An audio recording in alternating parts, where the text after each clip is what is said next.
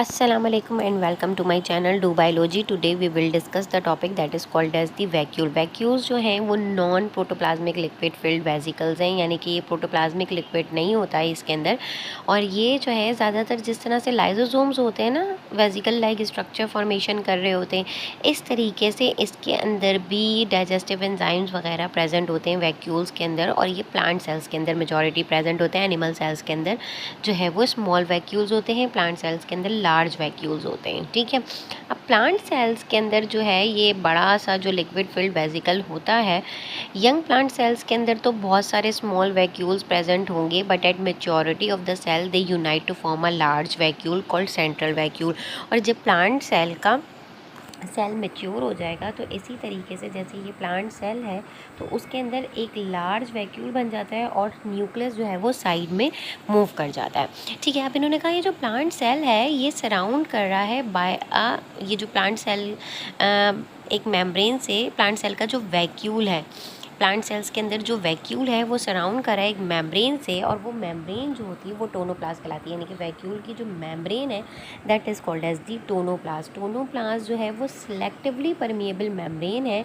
टोनो means tension, यानी कि tension को कीप करती है। दैट मीन्स कि वैक्यूल के अंदर जो टेंशन क्रिएट हो रही होती है उसको जो है ये मेंटेन कर रही है, यानी कि उसकी शेप को मेंटेन कर रही है। अब इन्होंने कहा ये जो टोनोप्लास्ट है ये सेलेक्टिवली मेम्ब्रेन है, तो दैट मीन्स कि ये कुछ पार्टिकल्स को आने देगी, कुछ आइंस और पार्टिकल्स को नहीं आने देती है। ठीक है, वैक्यूल जो प्रेजेंट होता है प्लांट सेल्स के अंदर एक फिल्ड होता है विद अ लिक्विड, जिसको आप सेल सेप भी कह सकते हो या वैक्यूल सेप भी कह सकते हो। और ये एज अ स्टोर हाउस के तौर पे वर्कआउट कर रहा होता है और इसके अंदर डिफरेंट टाइप के एंजाइम्स प्रेजेंट होते हैं। मेन फंक्शन अगर हम सेंट्रल वैक्यूल का ये बात करें तो वो है टर्गर प्रेशर को मेंटेन करना, क्योंकि ये जो है टर्गर प्रेशर जो भी एक्ट कर रहा होता है इसकी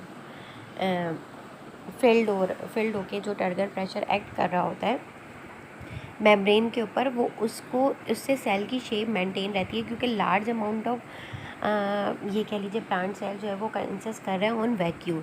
तो it maintains the turgor pressure inside the plant cell so that the shape of the plant cell will be maintained easily. ठीक है, तो टर्गर प्रेशर क्या करता है, helps the plant cell to keep its shape by pressing the plasma membrane against the cell wall. ये क्या करेगा turgor pressure, ये उसकी शेप को मेंटेन करेगा ताकि वो प्लाज्मा मेम्ब्रेन जो है वो अगेंस्ट द सेल वॉल जो है वो उसको प्रेस करवाता है। तो it maintains a nice rigid structure of the plant cell. और ये जो आपको प्लांट सेल का एक नाइस रिजिड स्ट्रक्चर नज़र आता है, ठीक है, और रेगुलर एक स्ट्रक्चर नज़र आता है, वो ड्यू टू दी वैक्यूल नज़र आ रहा है।